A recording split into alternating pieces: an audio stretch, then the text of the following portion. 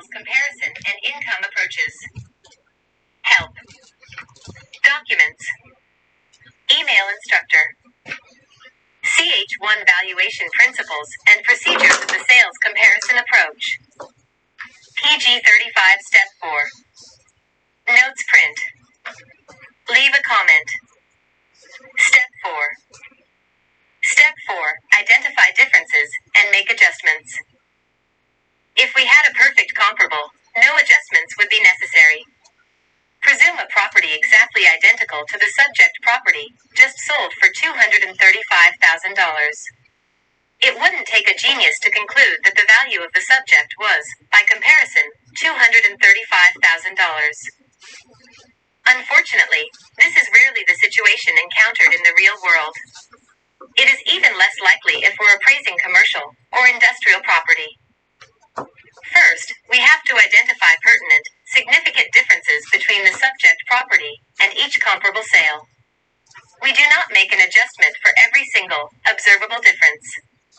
We only make adjustments for differences that are significant enough to be recognized by a typical purchaser and strong enough of an influence to result in a modification in his or her buying decision. These are the elements of comparison.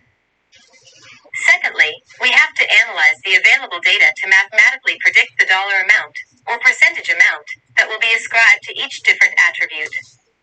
We will get into details of this process later on in the course.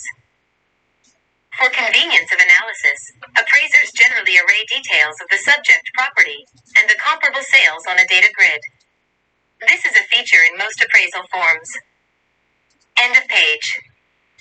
Chapter start. 4%.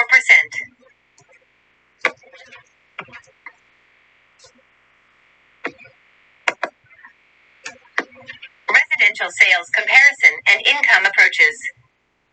Help. Documents. Email instructor. CH1 valuation principles and procedures of the sales comparison approach. PG36 Step 5. Notes print. Leave a comment. Step 5.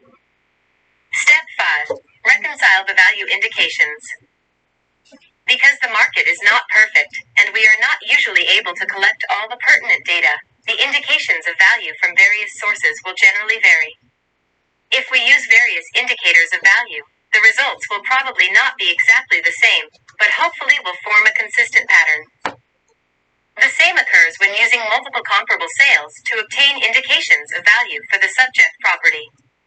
It usually only happens in textbooks or classroom examples that the adjusted values of the comparable sales all come out to be the same amount. Therefore, we have to embark on a reconciliation in which we examine the strengths and weaknesses of our data and come to a reasoned conclusion as to the indicated value for the subject property.